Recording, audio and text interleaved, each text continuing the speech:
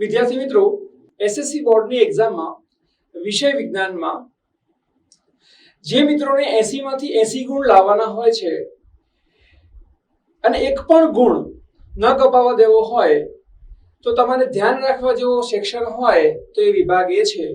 કારણ કે એકમાત્ર વિભાગ એ એવો છે કે જેમાં એક પણ ઓપ્શન તમને આપવામાં નથી આવતા.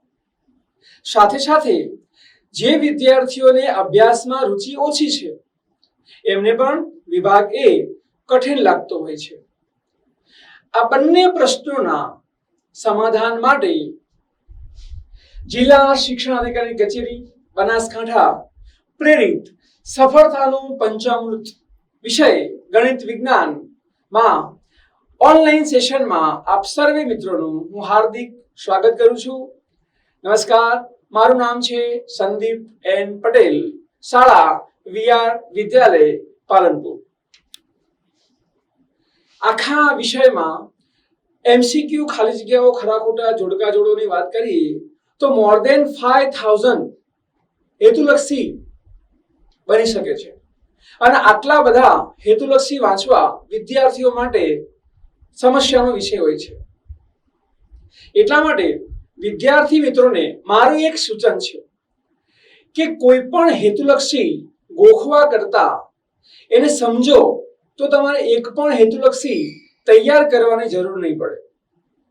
તો ચાલો મિત્રો, આપણે વિભાગ એ ની મેથોડોલોજી અને વિદ્યાર્થી મિત્રો દ્વારા થતી ભૂલો અહીં જોઈએ. પ્રશ્નપત્રના પરિરૂપમાં વિભાગ એ માં આપ સર્વે મિત્રો જાણો છો એ પ્રમાણે કુલ ગુણ 24 હોય છે. અહીં પ્રશ્ન જે પ્રકાર છે એમાં 5 પ્રકારના પ્રશ્નો પૂછાતા હોય છે, જેમાં એમસીક્યુઝ, ખાલી જગ્યાઓ, ખરા ખોટા, ટૂંકા પ્રશ્નો અને જોડકા જોડો હોય છે. સાથે સાથે પ્રશ્ન ક્રમાંક 1 થી 6 એમસીક્યુઝ નો હોય છે. પ્રશ્ન ક્રમાંક 7 થી 12 ખાલી જગ્યાઓ હોય છે. 13 થી 16 પ્રશ્ન ક્રમાંક ખરા ખોટા, 17 થી 20 ટૂંકા પ્રશ્નો, 21 થી 24 જોડકા જોડો. અને આ બધા જ પ્રશ્નો કયા પ્રકરણમાંથી પૂછાય છે એ પણ અહીંયા તમને માહિતી આપેલી છે. વિદ્યાર્થી મિત્રો, આ જે માહિતી છે એ છેલ્લા 3 વર્ષના પેપરને આધારે આપવામાં આવી છે. બોર્ડના પેપર સેટર્સ ને સ્પષ્ટ સૂચના હોય છે કે કયા પ્રકરણમાંથી કયો પ્રશ્ન પૂછો એ ફિક્સ હોતું નથી. માત્ર માહિતી પૂરતું આ ચાર્ટ બનાવેલો છે.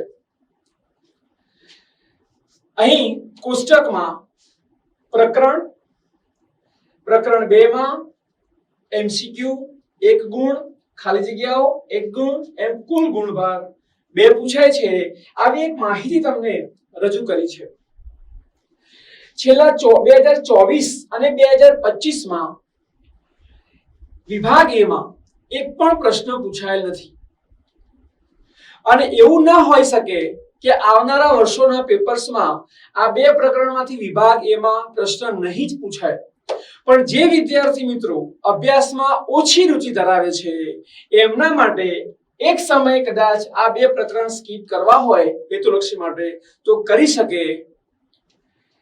સાથે સાથે હવે આ હતી મેથોડોલોજી. વિદ્યાર્થી મિત્રો દ્વારા જે ભૂલો થાય છે એ ભૂલો કેવા પ્રકારની હોય છે એ તમારી સમક્ષ અહીં મેં રજૂ કરવાનો પ્રયત્ન કર્યો છે. પહેલો એમસીક્યુ વિભાગમાં જોઈએ તો એસએસસી માર્ચ 2025 માં વિજ્ઞાન વિષયના જે આન્સર હતા એ અહીં લખેલા છે. આપ જોઈ શકો છો એ પ્રમાણે આ જે ક્રમ છે આન્સરનો એ સાચો છે અને એ ક્રમ પ્રમાણે વિદ્યાર્થીને પૂર્ણ ગુણ મળવા જોઈએ, પરંતુ વિદ્યાર્થીએ એક ભૂલ કરેલી છે અને એ છે પ્રશ્ન ક્રમાંક લખવામાં. પ્રશ્ન ક્રમાંક લખ્યા છે અને આન્સર લખવામાં પ્રશ્ન ક્રમાંકની સામે આન્સર નથી. એટલે આવી ભૂલ તમારા દ્વારા પણ ન થાય એ આપ ધ્યાન રાખજો. એવી જ અન્ય પ્રકારે ભૂલ થવાના ચાન્સ આવી રીતે હોઈ શકે છે.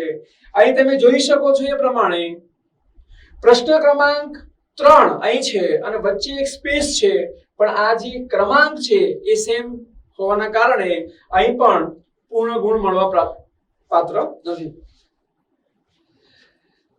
હવે એમસીક્યુ ના ઉત્તર લખવા કેવી રીતે? તો એમાં 3 ઓપ્શન હોય છે. એક, માત્ર વિકલ્પનો ક્રમ લખવો. મેથડ 2, માત્ર એનો જવાબ લખવો. અને મેથડ 3, વિકલ્પનો ક્રમ અને આન્સર બંને લખવા. ચાલો એક ઉદાહરણ દ્વારા આપણે આ સમજીએ. એક પ્રશ્ન અહીંયા છે અને આ પ્રશ્નના જવાબમાં આ 3 મેથડમાંથી આપ કોઈ પણ રીતે ઉત્તર લખો તો આપને પૂર્ણ ગુણ મળવા પાત્ર છે. પરંતુ કોઈ કારણસર એવું થઈ શકે કે વિભાગ બી જે વિકલ્પનો ક્રમ છે એ સાચો છે, પરંતુ પ્રશ્ન ક્રમાંક જવાબ 1 ની બદલે જવાબ 2 લખાઈ ગયો.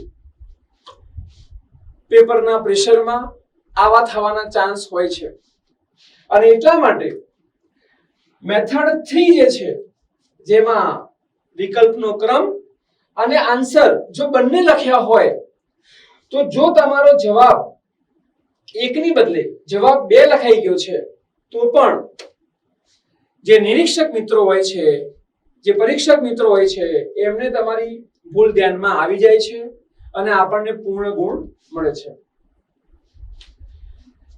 એમસીક્યુ પછી ખાલી જગ્યાઓની વાત કરીએ તો ખાલી જગ્યાઓમાં મોટાભાગે વિદ્યાર્થીઓ પ્રશ્ન લખતા હોય છે, ત્યારબાદ એનો આન્સર લખતા હોય છે અને આ આન્સર લખવાની રીતમાં વધારે સમય વેડફાય છે. એટલે પ્રશ્ન બાદ જવાબ લખવા એના કરતા આ રીતે ડાયરેક્ટ જવાબ લખવા ઈચ્છનીય છે.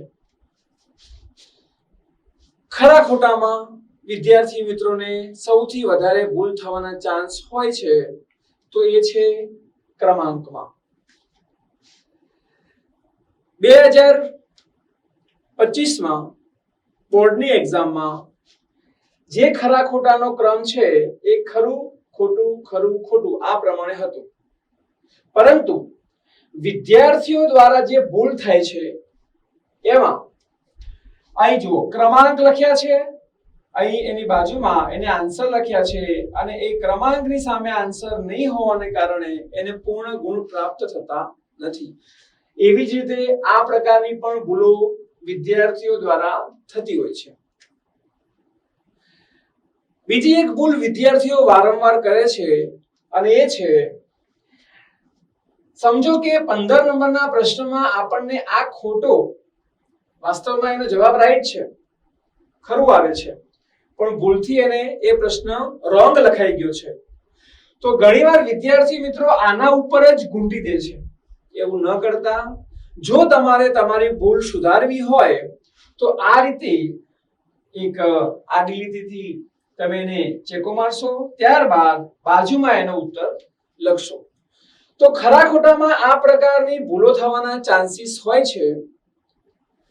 હવે આવે છે ખરા ખોટામાં આન્સર લખવા કેવી રીતે. ઘણાને પ્રશ્ન હોય છે કે શું નિશાની કરવી, શબ્દોમાં લખવું. તો કોઈ પણ રીતે તમે આન્સર લખો તો બોર્ડની ગાઈડલાઈન પ્રમાણે આપણને પૂર્ણ ગુણ મળવા પ્રાપ્ત છે.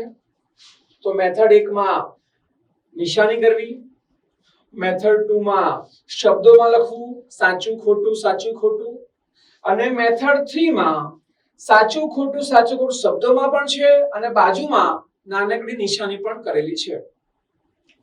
જો કોઈ વિદ્યાર્થી મિત્રોના રાઇટિંગ સારા ના આવતા હોય તો આ બંને લખવાના કારણે પરીક્ષક મિત્રને આઈડિયા આવી જાય છે કે એ સાચું કે ખોટું લખેલું છે.